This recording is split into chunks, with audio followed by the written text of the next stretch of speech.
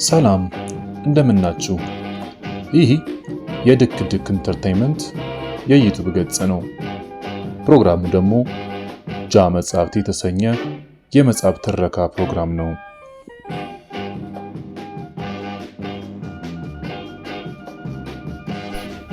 በክፍል 4 ትረካችን ወቅት ፓፒዮና አዲሱ ወዳጁ ጃሎ በወይኒው የሕክምና ጣቢያ በፈጠሩት ረብሻ ምክንያት በእስር ቤቱ በታችኛው በጨለማ ክፍል ውስጥ እጅጉን ተደብድበው ታስረው ነበር። ምህረት ሊደረግላቸው ይሁን ወይስ ሊፈረድባቸው በክፍል 4 መጠናቀቂያ ላይ ፓፒዮና ጃሎ ወደ እስር ቤቱ ኃላፊ ተጠርተው ነበር። ፓፒዮ ክፍል 5 አሁን ይቀርብላችኋል።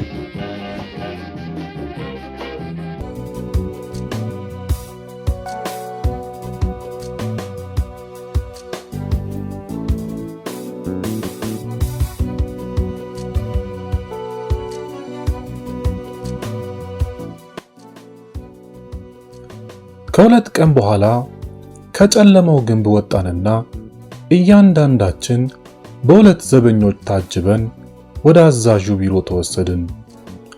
3 ሰዎች በመዝጊያው ትይዩ ከሚገኝ አንድ ጠረጴዛ ላይ ተቀምጠዋል። አንድ አይነት ችሎት ይመስል ነበር።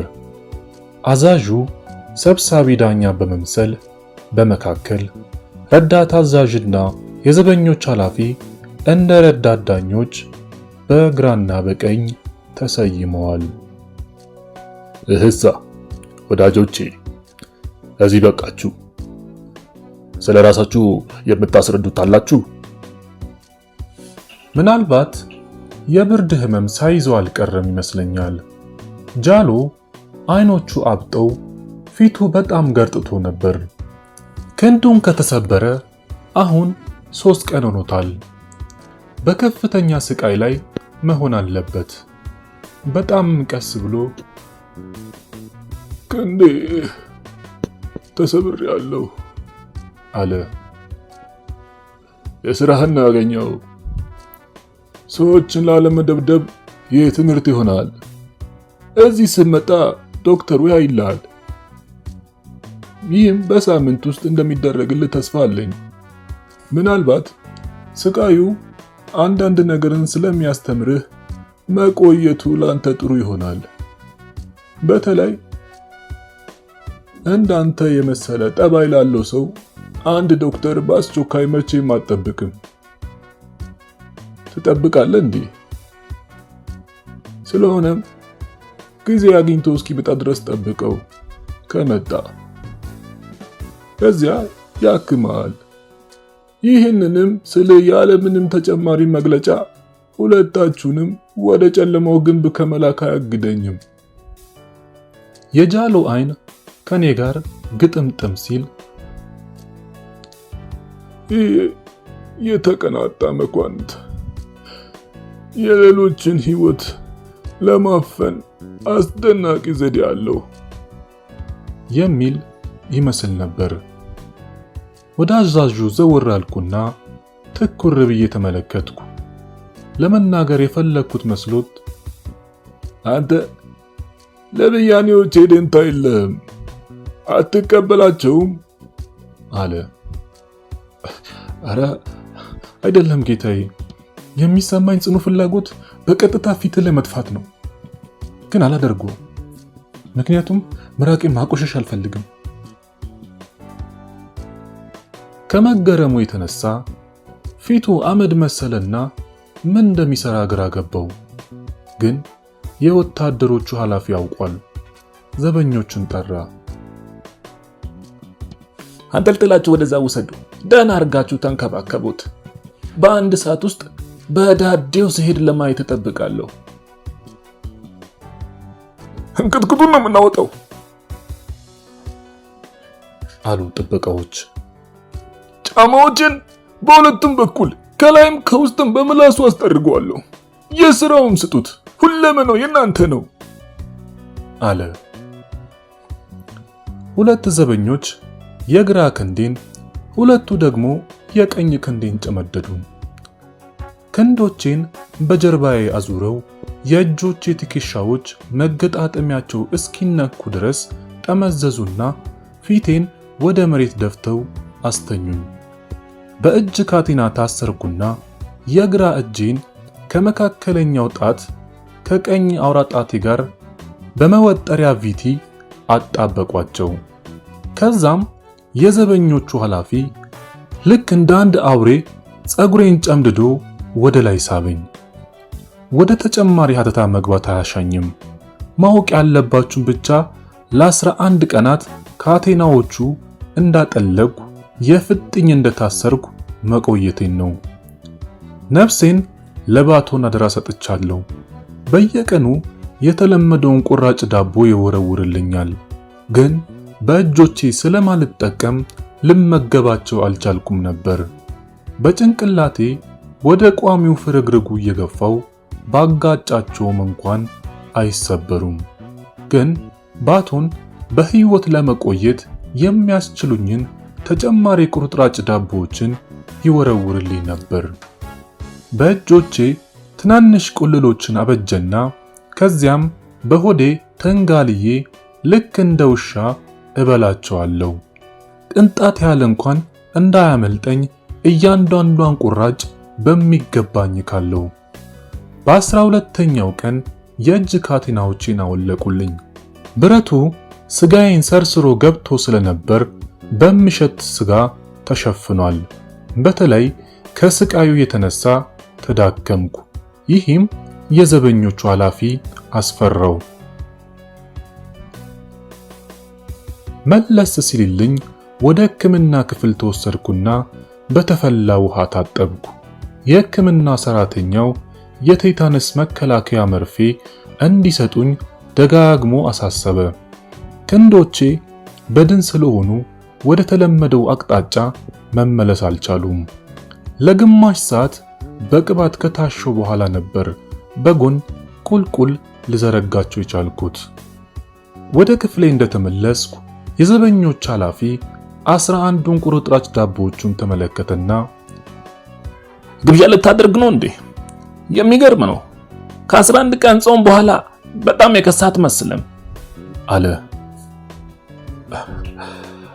ብዙ ውሃ እጠጣለሁ ጌታዬ። ለዛ ነዋ፣ ገባኝ። አሁን በብዛት መብላት ይገባል። ስለዚህ ጥንካሬን መልሰህ ታገኛለህ አለኝና ሄደ። ሞኙ 11 ቀን ሙሉ ምንም ነገር ስላልበላው በአንድ ጊዜ ሁሉንም ጠራርጌ በመብላት በቁንጣን እንድሞትለት አስቦ ነበር። ወደ ምሽት አቅራቢያ ባቶን ጥቂት ትንባሆና የሲጃራ መጠቅለያ ወረቀት ሸጎጠልኝ። ደጋግሜ በማጤስ ጢሱን በአንድ የማይሰራ የሙቀት ማስተላለፊያ ቱቦ ውስጥ አቦነው ጀመር። ቢያንስ ለአንድ ተግባር ተጠቅመውበት ነበር ማለት ነው። ትንሽ እንደቆየው ጃሎን ጠራሁት። እንደዚሁም እርሱ ለ11 ቀን ያልበላው መስሎት ረጋ እንዲል መከረኝ። ይሁንና አንዳንድ አሳባቂዎች መልእክቱን ያጋልጣሉ በሚል ፍርሃት እውነቱን ልነግረው አልደፈርኩም። በቆርቆሮው ቱቦ የተደበቀውን ገንዘብ በጥንቃቄ መያዜን ጁሎ በየዋህነት ጠየቀኝ። አዎ ይዣት ነበር፣ ግን እንደዚያም በማድረግ ያሳለፍኩትን ስቃይ መግለጽ አልፈልግም። ፊንጢጣዬ ቆስሎ እያቃጠለኝ ነበር። ከ3 ሳምንት በኋላ ከክፍላችን ወጣን። ጉዳዩ ለምን ኖሯል። በሳሙናና በሙቅ ውሃ ገላችንን ተዝናንተን ታጠብን። ወደ መኖር ዓለም እንደገና መመለሴ ለራሴው ተሰማኝ። ጁሎ እንደ ሕፃን ልጅ ፈነደቀ። ፒዮር ሌፋምም ፊቱ በደስታ አንጸባረቀ። ከጨለማው ግንብ ስንወጣ የመጀመሪያ ጊዜያችን ስለነበረ ይሄ የሚካሄደው ጉዳይ ለምን እንደሆነ ለማወቅ መንገድ አጣን። ፀጉር አስተካካዩ እንዲገልጽልኝ ሽኩ ብለውም መልስ ሊሰጠኝ አልፈለገም። አስቀያሚ ፊት ያለው አንድ የማላውቀው እስረኛ እንደሚመስለኝ ከሆነ ከጨለማው ግንብ መገላገላችን ነው። ተቆጣጣሪዎቻችን ይመጡብናል ብለው ፈርተው ይሆናል። ኧረ ዋናው ነገር በህይወት መገኘታችን ነው፣ በህይወት መገኘታችን አለ። እያንዳንዳችን ወደ ተለመደው ክፍላችን ተወሰድን። ከሰዓት በኋላ 43ኛው ቀን ከተሰጠኝ የመጀመሪያ ትኩስ ሾርባይ ውስጥ አንድ ትንሽ ቁራጭ እንጨት አገኘው። ከስሯ በኩል በ8 ቀን ውስጥ ጉዞ እንጀምራለን፣ ነገ ክትባት ይሰጣል የሚል አነበብኩ። ይህንን የላከው ማን ይሁን? ወሬውን እንዲነግረን የፈለገ አንድ ቅን እስረኛ መሆን አለበት። አንዳችን ካወቅን ሁሉም እንደሚያውቅ ገብቶት ነበር። መልእክቱ ወደ እኔ መምጣቱ በእርግጥ ጥሩ ዕድል ሆነ። ለጅሎ በአስቸኳይ በስልክ አስታወኩ። ዜናውን ለሌላ ሰው ማስተላለፍ አልኩ። ሌሊቱን ሙሉ ስልኩ ሲዘዋወር እሰማለሁ። መልእክቱን አንድ ጊዜ ከሰጠው በኋላ እኔ አቆምኩ። አልጋዬ በጣም ተመችቶኝ ስለነበረ ጣጣ ውስጥ ለመግባት ከቶውን አልፈለኩም። ሌላው ቢቀር በዚች ቀን እንኳን ወደ ጨለማው ግንብ ከሚመለሱት ጋር ለመጓዝ ተካፋይ መሆን አልፈለኩም። ወደ ማታ ላይ ባቶን 3 ሲጋራዎችን ፓፒዮ ከኔ የደስታ ትዝታዎች ጋር ከዚህ እንደምትሄድ አውቃለሁ። ባለሟል ተብዬ ይሆናል፣ ግን በእስረኞች ላይ በተቻለኝ ሁሉ አነስተኛ ጉዳት ለመፈጸም እሞክራለሁ። ስራውን የተቀበልኩት 9 ልጆች ስላሉኝ በፍጥነት ለመፈታት ስለቸኮልኩ ነው። በጣም የባሰ ጭካኔ ውስጥ ሳልገባ ምህረት ለማግኘት እንድችል እጥራለሁ። ደህና ሁን። መልካም ዕድል ፓፒዮ። ኮንቬዩ ከነገ ወዲያ ይነሳል የምትል መልእክት ያዘለች አንዲት ቁራጭ ማስታወሻ አሾለከልኝ። በሚቀጥለው ቀን በ30 ቡድን እየሆንን በስነ ስርዓት ክፍሉ ኮሪደር ተሰበሰብን። ለበሽታዎች መከላከያ ክትባት የሚያደርጉ የሕክምና ባለሙያዎች ከካየን መጥተው ነበር። ለእያንዳንዳችን 3 ክትባቶችንና 2 ሊትር ወተት ተሰጠን። ዴጋ እኔ አጠገብ ቆሟል። አንድ ጊዜ ከተበተንም በኋላ ተመልሰን ወደ ጨለማው ግንብ እንደማንገባ ስላወቅን የጸጥታ ማክበሩን ሕግ ጨርሶ ረሳ ነው። ዘበኞቹን እያየን ድምጻችንን ዝቅ አድርገን ስናወራም ከከተማው በመጡት የሕክምና ሰዎች ፊት ምንም ነገር ለማለት ከቶ አልደፈሩም። ዴጋ ሐሳቡ ገብቶት ነበር። ሁላችንም በአንድ ጊዜ ለመውሰድ የሚበቃ ግልጥ ፍርጎዎች ያገኙ ይሁን ሲል ጠየቀኝ። እንጃ ዴጋ እንዴት እንደሚያደርጉ አላቅም። ቅዱስ ማርቲን ዱሬ በጣም ሩቅ ነው። ስለዚህ በቀን 60 ሰዎችን እንኳን ቢያጉዙ 10 ቀን ይወስዳል። እዚህ ብቻ 600 ያህል እንሆናለን እኮ። አራቶ ዴጋ ደግደጉን አስብ። ዋናው ነገር መከተባችን ነው። ይህም ማለት በመዝገብ ላይ ስለገባን በፍጥነት ወደ ቀኝ ግዛት አሰቃቂ ወይን ቤት እንሄዳለን። ደስ ይበለን ዴጋ፣ ደስ ይበል። በአዲስ ሽግግር ላይ ነን። በአንተ ስለምተማመን አንተም በእኔ መተማመን ትችላለህ። ትኩር ብሎ ተመለከተኝና አይኖቹ በደስታ በሩ። እጁን በክንዴ ላይ ጣል አደረገና ፓፒዮ በህይወትም በሞትም አለ። በሽፍኑ ካሚዮን ውስጥ ተጨናንቀን ከመታፈናችን በስተቀር ትንሽ አየር ለማስገባት ሆነ መዝጊያዎቹን እንኳን ገርበብ አድርጎ ለመክፈት ዘበኞቹ አሻፈረን አሉ። ላሮሼል ስንደርስ 2 ሰዎች በአየር ማጣት ምክንያት ሞተው ነበር።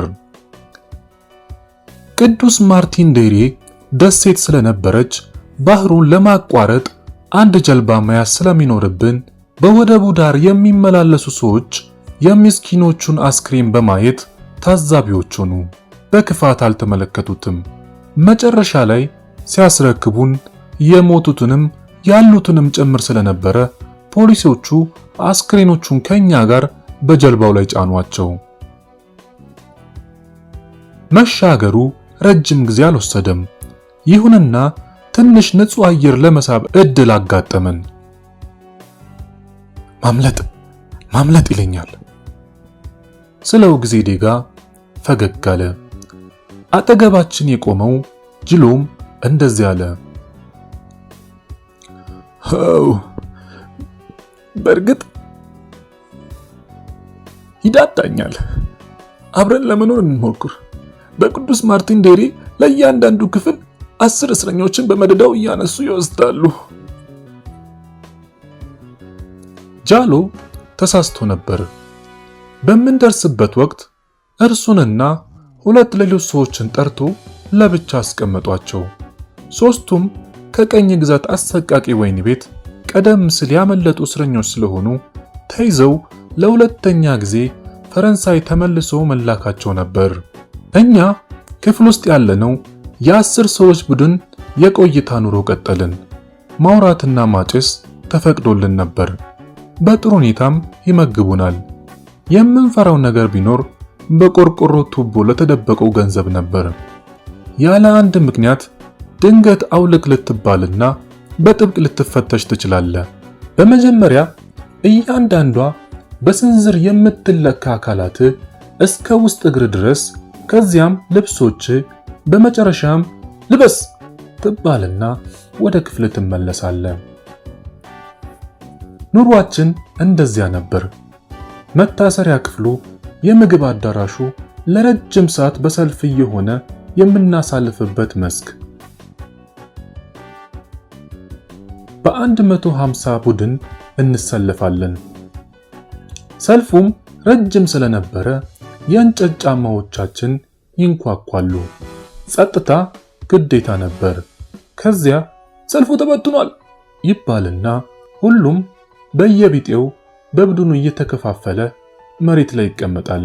በመጀመሪያ ከመላው ኮርሲካ፣ ማርሴይ፣ ቱሎስ፣ ቢርታኒ፣ ፓሪስ ወዘተ ዕውቅ የሆኑ አራዳዎች ይሰበሰባሉ። ከአርዴክም ቢሆን አንድ ሰው ነበረ። እርሱም እኔ ነኝ። ለአርዴክ ተወክዬ መናገር ካስፈለገን በዚያ 1900 ሰዎች የሚገኙበት ኮንቮይ ውስጥ ያለነው ሚስቱን ገድሎ የነበረው አንድ ፖሊስና እኔ 2 ሰዎች ብቻ ነበርን። ለማጠቃለል ያህል የአርኬድ ሰዎች ጥሩ ሰዎች ናቸው ማለት ነው። ከአራዳዎቹ አባሎች ይልቅ ሌሎቹ ቡድኖች ወደ ቀኝ ግዛት አሰቃቂ ወህኒ ቤት ለመሄድ ይበልጥ ፈቃደኞች ነበሩ። እነዚያ የቆይታ ቀኖች የጥናት ቀኖች እየተባሉ ይጠራሉ። በእርግጥም ነበሩ። በጥብቅ እንጠበቃለን። አንድ ጊዜ ከሰዓት በኋላ ፀሐይ ለመሞቅ ተቀምጬ እንዳለው አንድ ሰው ወደ እኔ መጣ። መነጽር ያደረገ አጭርና ኮሳሳ ነበር። ላስታውሰው ሞከርኩ፣ ግን ከዩኒፎርማችን አንጻር ችግር ሆነብኝ። ፓፒዮ አጣሪያ? አዎ እኔ ነኝ። ምን ትፈልጋለህ? ወደ መጸዳጃ ቤት ና አለኝና ሄደ። ይህ ኮርሲካዊ መሳይ ይመስላል። አንድ የተራራ ወንበዴ ይመስላል። ምን ይፈልጋል? አለ ዴጋ። እኔም ለመረዳት የሚፈልገው ይህንኑ ነው አልኩና ከግቢው መካከል ወደሚገኝ መጸዳጃ ቤት ሄድኩና የምሸና መሰልኩ። ሰውየውም ከጎኔ ቆመና እኔን ሳይመለከት የፓስካል ማትራስ ሰማች ነኝ። ሊጎበኘኝ እንደመጣ እርዳታ ካስፈለገኝ ወደ አንተ መጥቼ ስሙን እንዳነሳለን ነግሮኛል አለ። አዎ ፓስካል ጓደኛዬ ነው። ምን ትፈልጋለህ? ከአሁን ወዲያ የገንዘብ መደበቂያ ቱቦዬን መያዝ አልቻልኩም። ተቅማጥ አሞኛል። ዘበኞቹ ያገኙብኛል ወይ አንድ ሰው ይሰርቃታል ብዬ ፈርቻለሁ። ማንን ማመን እንዳለብኝ አላወቅኩም። እባክህ ፓፒዮ ለትንሽ ቀናት ያዝልኝ አለና ከኔ የበለጠ አንድ ትልቅ የገንዘብ መደበቂያ ቱቦ አሳየኝ። ይህንን ብሎ የጠየቀኝ ለማወጣጣት ይሆናል ብዬ ፈርቼ ነበር። ሁለቱንም ለመያዝ አልችልም ብዬ ብነግረው ደግሞ ሊያሳውቅብኝ ሆነ። ስለዚህ ለስለስ ብዬ በውስጥ ምን ያህል አለባት አልኩት። 25,000 ፍራንክ። ሌላ ቃል ሳልናገር የገንዘብ መደበቂያውን ቱቦ ተቀበልኩ። በጣም ንጹህ ስለነበረች አንድ ሰው ለመያዝ ይችል እንደሆነ እየደነቀኝ በቀጥታ ከእርሱ ፊት ለፊት በፌጋራዬ ወደ ላይ ገፋዋት። ምንም ሐሳብ አልነበረኝም። ተነሳውና ሱሪዬን መልሼ ያጠለቁ። አላስቸገረኝም። ከመሄዱ በፊት ስሜ እኛ አስገላግሊ ነው። አመሰግናለሁ ፓፒዮ አለ። ወደ ዴጋ ተመልሼ ሄድኩና ታሪኩን ነገርኩት። በጣም አይከብድም? እንጃ አልከበደኝም። አይከብድም። እሺ እንግዲያውስ ከተቻለኝ ከጃሎ ወይም ከጊቱ ጋር አለበለዚያ ከአሁን በፊት አምልጦ ከነበሩ ሰዎች ጋር ግንኙነት ልናደርግ ሞከርን። ያ ቦታ ምን ይመስላል? የእስረኛ አያያዛቸውስ እንዴት ነው? የገንዘብ መያዣ ቱቦን እንዴት ትደብቃለህ? ወዘተ ለሚሉ ሁሉ መልስ ለማግኘት ጓጉተን ነበር። እድል የማያመጣው የለም። አንድ በጣም እንግዳ የሆነ ፍጡር ላይ ጣለን። አባቱ ዘበኛ ሲሆን ከባለቤቱ ጋር በዴሳሊዮን ደሴቶች ነዋሪ ነበር። የተወለደው ከሶስቱ አንዱ በሆነችው በሮያል ደሴት ውስጥ ሲሆን ሌሎቹ ቅዱስ ዮሴፍና የዲያብል ደሴት ይባላሉ። ወይ እድል! ተመልሶ የሚሄደው እንደ ዘበኛ ልጅ ሳይሆን እንደ እስረኛ ሆኖ ነበር። ቤት በመሰርሰር ዝርፊያ ላይ 12 ዓመት ጽኑ እስራት ተፈርዶበት ነበር።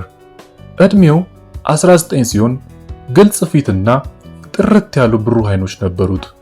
በአጋጣሚ የፈጸሙት ድርጊት መሆኑን ወዲያውን ለመገንዘብ ቻለን። ስለ አራዳው ዓለም የሚያውቀው በጣም የተወሰነ ነው። ከፊታችን ለሚጠብቀን ኑሮ መረጃዎችን ለመስጠት ይጠቅመናል። ለ14 ዓመት ስለቆየባቸው ደሴቶች ኑሮ ሁኔታ ነገረን። ለምሳሌ እርሱም በደሴት ውስጥ አሳድጎት የነበረው አንድ የታወቀ ወመኔ እስረኛ ሲሆን የተወነጀለውም በሳሴክ ዴኦር ውብ አይኖች መነሻ የጩቤ ፊልም አድርጎ መሆኑን ተረዳን። አንዳንድ ዋጋ ያላቸው ምስክሮችን ሰጠን። ማምለጫችንን ማቀድ የሚኖርብን ከግራንድ ቴሬ መሆን እንዳለበት እንጂ ከደሴቲቱ አለመቻሉን፣ ከዚያም አደገኞች ተብለን መመዝገብ እንደማይኖርብን፣ ምክንያቱም በዚህ ስም ከጎደፍን ወደ አድራሻችን ቅዱስ ላውሬስ ዱማሪውን ወዲያውን ስንደርስ የቱን ያህል አደገኞች ናችሁ ብለው እነርሱ በገመቱት መጠን ለዓመታት ወይም በዕድሜ ይፍታ እዚያው ሊያስሩና ሊያሰቃዩ እንደሚችሉ፣ በአጠቃላይ በደሴቶቹ ከመቶ ውስጥ ከ5 በላይ እንደማይታሰሩ ነበር። ሌሎቹ በግራ ይቆያሉ። ደሴቶቹ ጤናማ ነበሩ።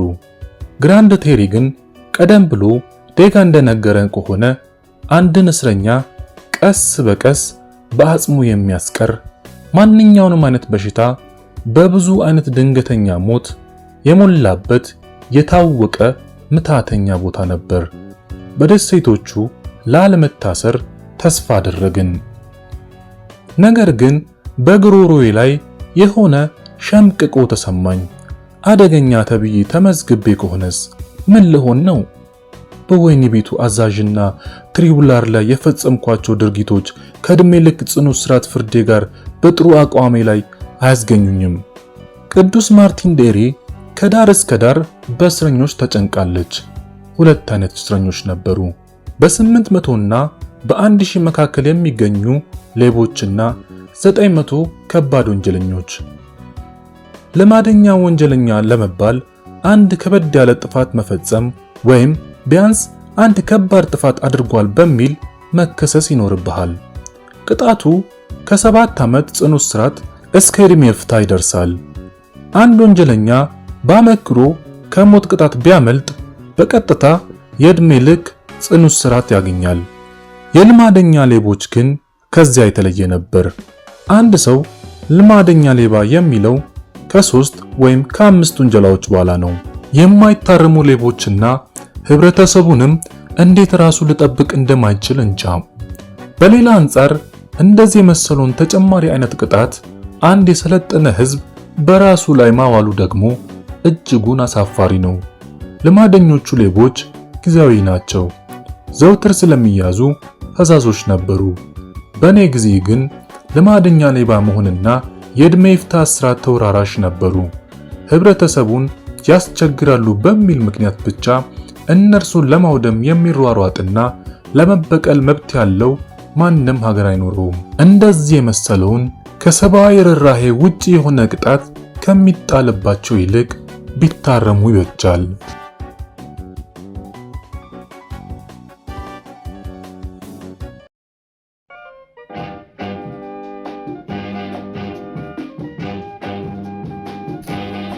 እንዳደመጣችሁት ፓፒዮ የእስር ቤቱን ኃላፊ ተሳድቦ ድጋሚ ለ11 ቀናት በወህኒው በታችኛው በጨለማ ክፍል ውስጥ ታስረው ቆየ። ከቀናት በኋላም ተፈታ። ከነበሩበት የእስረኞች ማቆያ ወህኒ ወደ ሌላ ወህኒ እንዲዛወሩ ተፈቅዶላቸው ፓፒዮ፣ ዴጋና ጃሎ በወታደራዊ ኮንቮይ ተጭነው ወደ ሌላ እስር ቤት ተወስደዋል። በሚሄዱበትም ወቅት ስለ እስር ቤቱ አንዳንድ መረጃዎችን ሲያጣሩ ከርመዋል። ፓፒዮ ክፍል 6 ላይ የሚፈጠረውን ለማድመጥ ይህንን ቻናል ሰብስክራይብ በማድረግ እንዲሁም የደወል ምልክቷን በመጫን ቤተሰብ ይሁኑ። ቪዲዮ ከተመቾት ላይክ በማድረግ ኮሜንት ይጻፉልን። ፓፒዮ ክፍል 5 እንዲህ ተጠናቋል።